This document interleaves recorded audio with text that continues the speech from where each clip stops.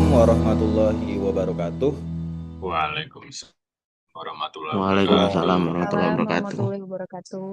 Ya, terima kasih teman-teman semua dari kelas A dan buat siapapun yang menonton video ini, video podcast ini, balik lagi dengan kami dari kelompok A, dari kelompok satu kelas A akan Geng, membawakan geng. podcast yang akan membahas tentang better and strong.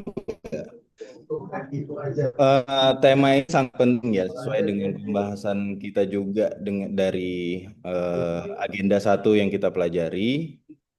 Tema ini penting karena Kementerian PU juga punya peran vital dalam membangun infrastruktur pelayanan publik dan mendukung visi besar Indonesia Emas di 2045.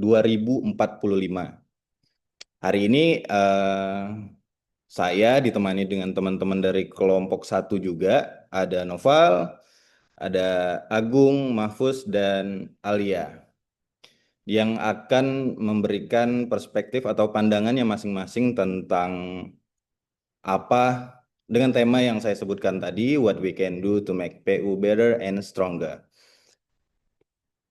Mungkin ya seperti biasa kita ke Mas Noval dulu ya, ke Mas Noval. Jadi eh, Siap, Mas. jadi Mas Noval, kalau kita bicara Boleh. soal penguatan Kementerian PU ini kan salah satu langkah besar yang dilakukan pada akhir tahun kemarin itu adalah Corporate University PU Setuju, dan setuju banget. program Smart ASN kan. Asli. Nah, eh, konsep ini tentunya sangat menarik dan modern, menekankan pembelajaran berkelanjutan untuk setiap insan PU. Nah, Mas Novel ngelihat pandangan terkait bagaimana pandangan Mas Novel terkait inisiatif ini dan apakah memang bisa menjadi motor penggerak transformasi bagi insan insan PU ke Baik. depan? Iya. Baik. Terima kasih, Mas Davi atas openingnya dan kata pengantarnya. Tapi emang kalau menurut saya pribadi, hal yang telah dilakukan Kementerian PU sendiri untuk insan ASN PU sendiri sudah cukup baik ya. Karena dia punya gebrakan baru nih. Dia melakukan yang namanya Korpu, istilahnya Korpu gitu, PU Korpu. Nah, kalau mungkin orang-orang yang belum yang nonton, sebenarnya penasaran apa sih itu PU Korpu, Korpu itu sendiri istilahnya. Jadi kalau PU di Kementerian PU sendiri itu ada namanya PU Korpu, tapi itu bukan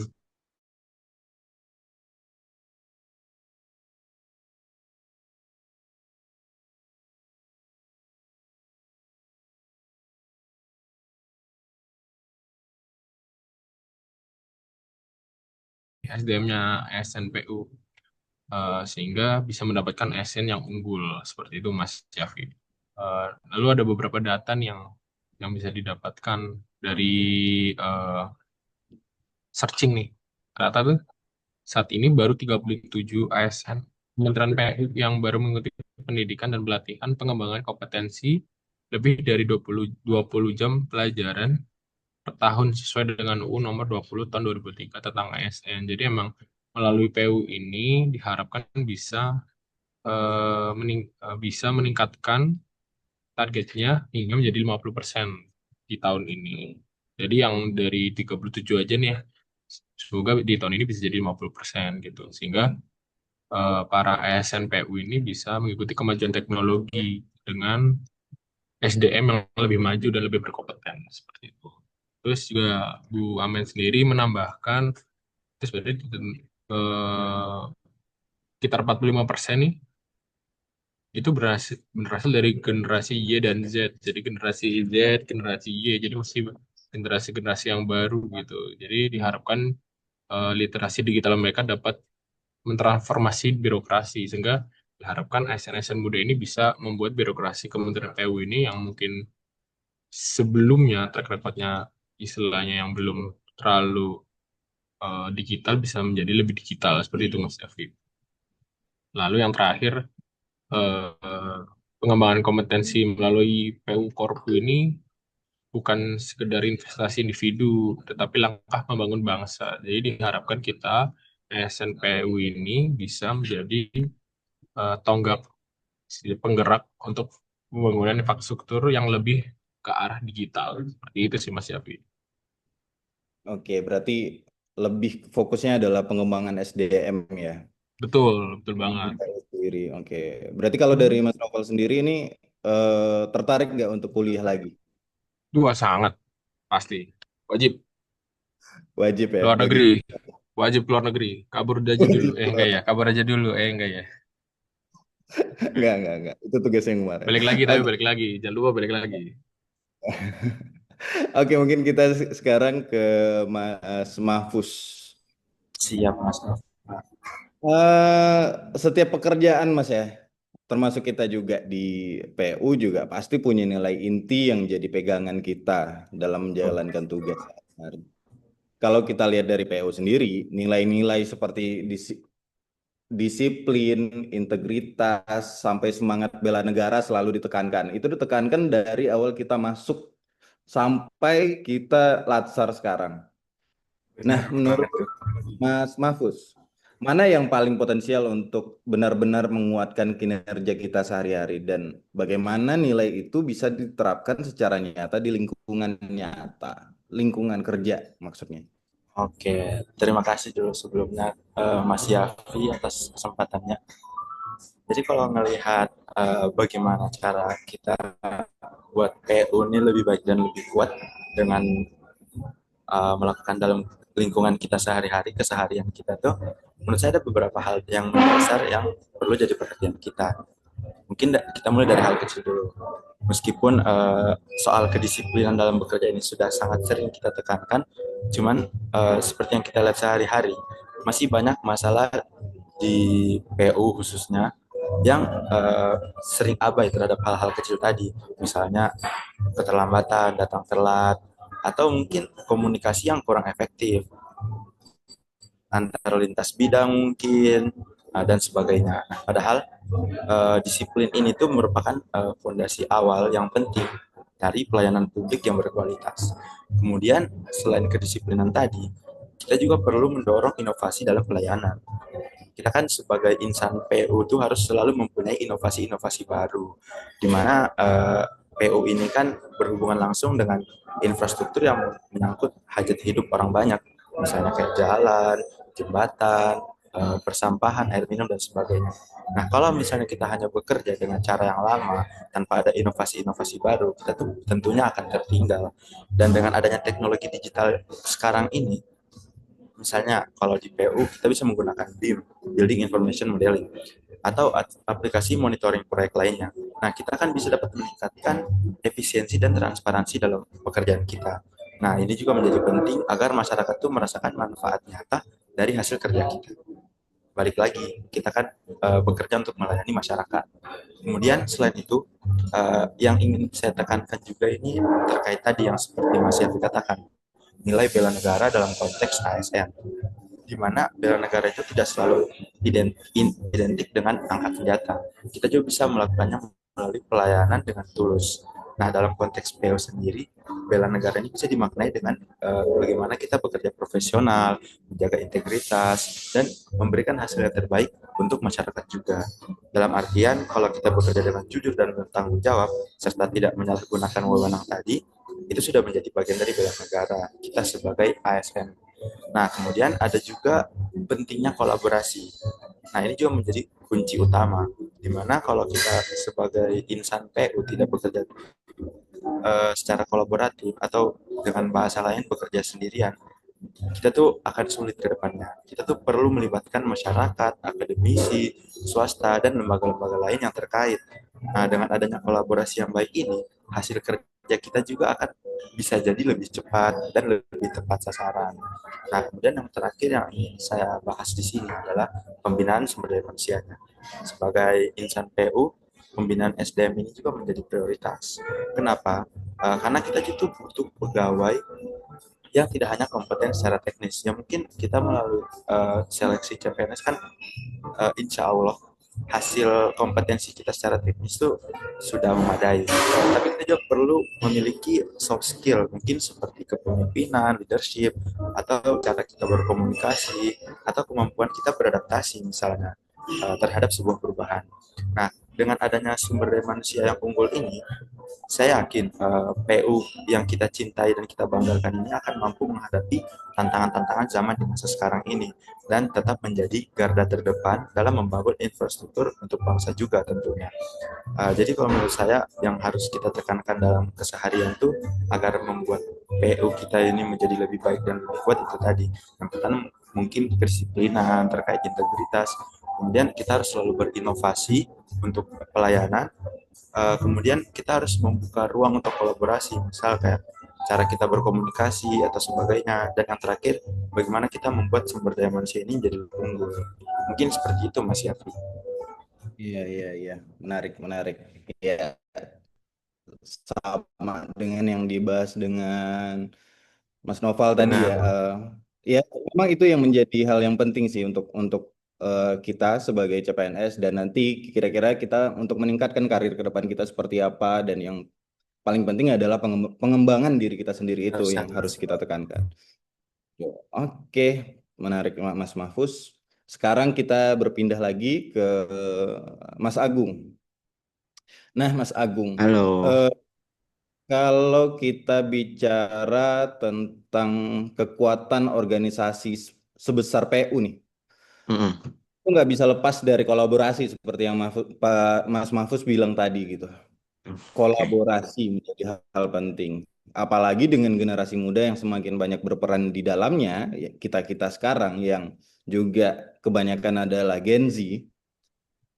Nah, menurut Mas Agung, apa kontribusi nyata yang bisa diberikan generasi muda di DPU agar kementerian ini bisa lebih tangguh dan adaptif terhadap tantangan ke depan?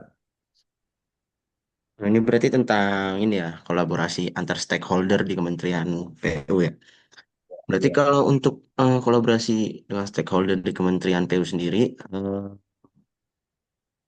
itu sangat penting sekali ya. Pertama, yang bisa kita bold, karena eh, dunia tuh nggak bakal eh, gitu-gitu aja, karena akan terus berkembang. Dan untuk itu, riset-riset penting dengan melibatkan mungkin antar kementerian membuat riset seperti dengan Kementerian Lingkungan sehingga dapat menghasilkan prinsip-prinsip keberlanjutan dalam pembangunan dan juga kolaborasi dengan sektor swasta, pemerintah daerah dan yang lain-lainnya. Nah, dan yang dapat dipahami lagi tentang kolaborasi itu juga dapat menghasilkan yang tadi seperti saya bilang itu jadi pembangunan yang berkelanjutan, yang tidak hanya kita membangun langsung lalu kita tinggal. Jadi itu selalu keberlanjutan itu kayak lebih dapat terus digunakan dan ramah bagi lingkungan karena tapi lingkungannya tidak kita perhatikan. Nah, jadi banyak sekali yang dapat kita ambil kalau untuk keberlanjutan ya. Soalnya itu juga jadi ininya SDGs eh, yang dari PBB ya, yang ada berapa poin itu 20-an lebih. Hmm, yang pertama tuh ada banyak kayak misalnya kalau kita kan sudah mengikuti World Water Forum ya. Dan kita juga katanya pemecahan rekor juga tuh yang tentang World Water Forum itu. Jadi Ya. penerapan infrastruktur hijau itu dalam pembangunan, misalnya di pembangunan kota. Jadi bisa pakai permeable pavement atau penggunaan tanaman penyerapan air hujan setiap pembangunan. Jadi apalagi dengan situasi di Jakarta ini yang katanya kualitas udara yang buruk dan juga sering banjir ya. Jadi penyerapan-penyerapan kayak untuk air hujan dan untuk penyerapan untuk udara yang segar itu bisa tetap lanjutkan. Yang kedua tuh ada kayak penerapan teknologi kayak untuk smart infrastruktur. Jadi kalau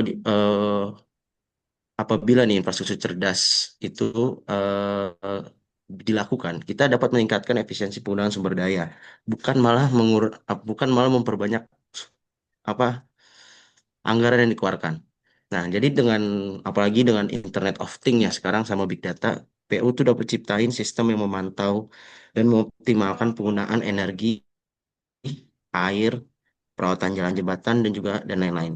Misalnya teknologi yang bisa dipakai itu misalnya sensor-sensor pintar apalagi dengan pemantauan kualitas udara dan juga pengelolaan energi secara otomatis. Lalu eh, untuk membuat juga desain kota yang berkelanjutan. Nah, desain kota yang berkelanjutan itu harus menjadi konsep utama karena eh, konsep berkelanjutan itu mengintegrasikan ruang hijau, pengolahan sampah nih yang selalu menjadi isu utama di kota-kota besar, dan efisiensi penggunaan lahan yang bisa mengurangi jejak karbon kota dan memperbaiki kualitas hidup. Jadi Kementerian PU itu dapat mendorong nih dengan berkolaborasi dengan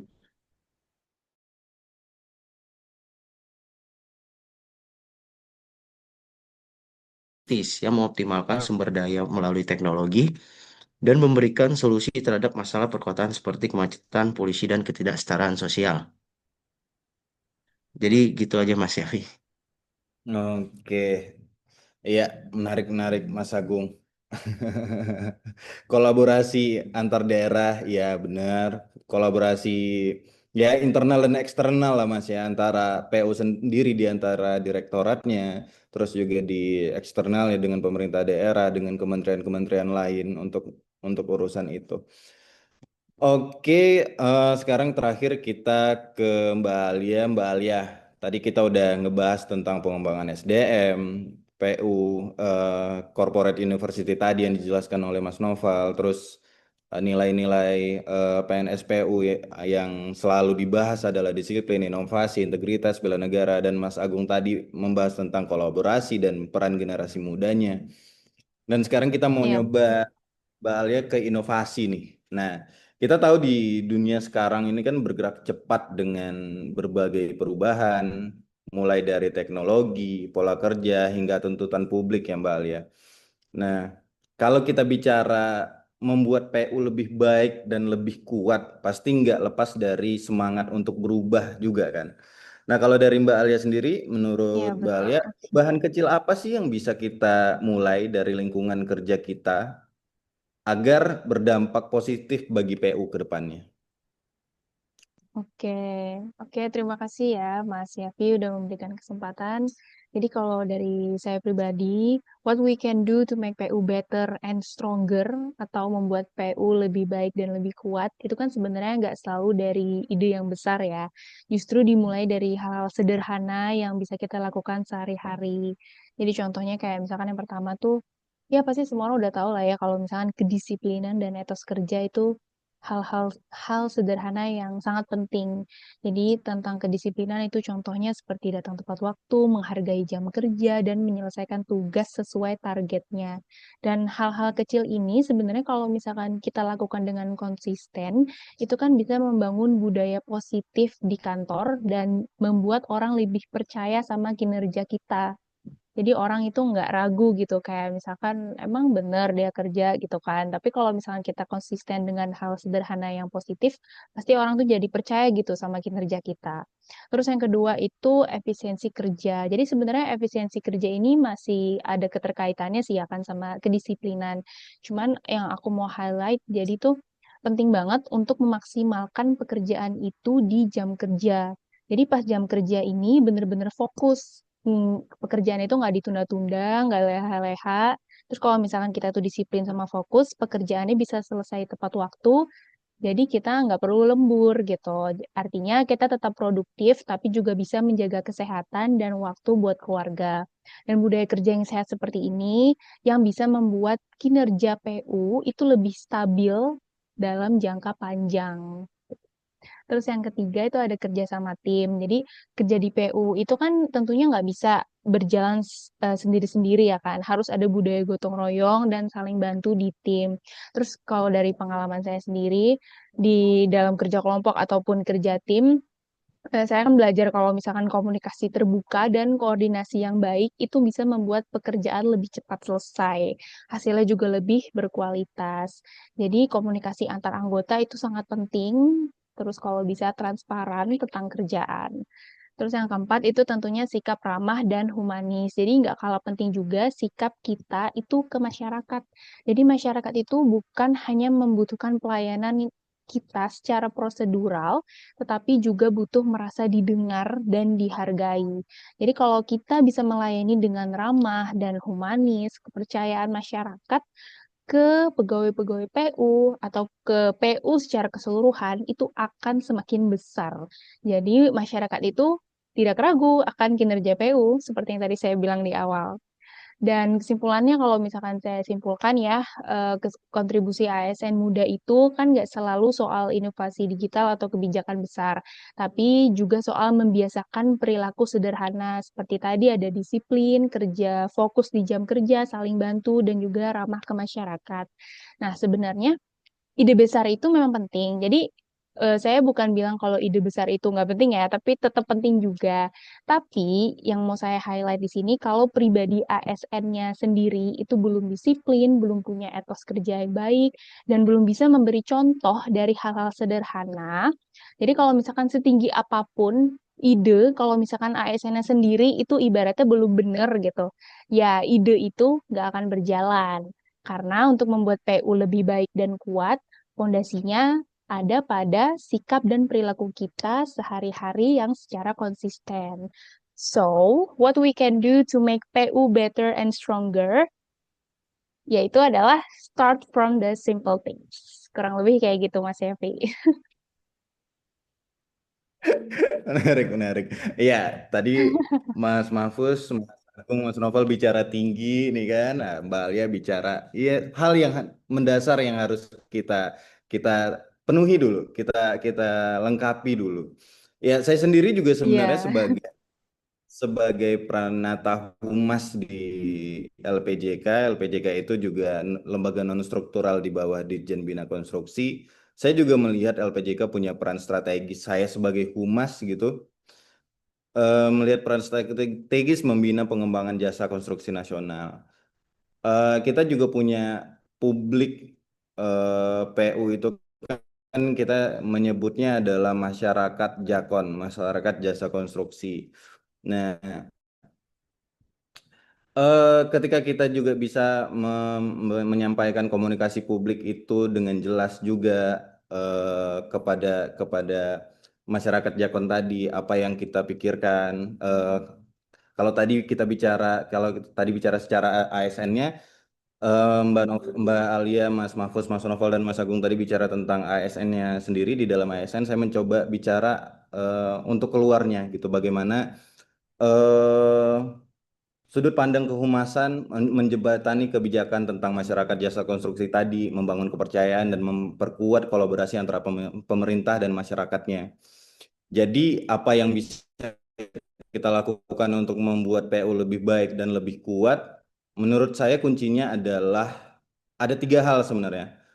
Pengembangan SDM-nya, kolaborasi, dan komunikasi publik yang efektif. Pengembangannya ya seperti yang dibahas tadi ya, dan pengembangan untuk pendidikan tingginya atau hal dasar yang seperti tadi disampaikan Mbak Alia. Karena menurut saya juga infrastruktur yang kokoh tidak hanya dibangun dengan beton dan baja, tetapi juga dengan kepercayaan, integritas, dan kesadaran bersama. Oke, luar biasa teman-teman, teman-teman saya di kelompok 1 ini luar biasa. Dari diskusi ini juga kita bisa belajar, Makasih Mas Syafri. kita bisa membuat PU lebih baik dan lebih kuat. Itu juga Amin. bukan hanya tugas pemerintah semata, tapi tanggung jawab kita semua juga, dan termasuk juga masyarakat umum tentunya. Mulai dari inovasi teknologi, disiplin, integritas kerja, peningkatan SDM tadi, sampai budaya kerja sederhana tadi yang positif, harus menjadi hal yang dasar juga yang harus kita penuhi. Mungkin cukup sekian ya podcast kita di kali ini untuk teman-teman kelas A dan siapapun yang menonton video ini. Terima kasih untuk tetap standby bersama kami.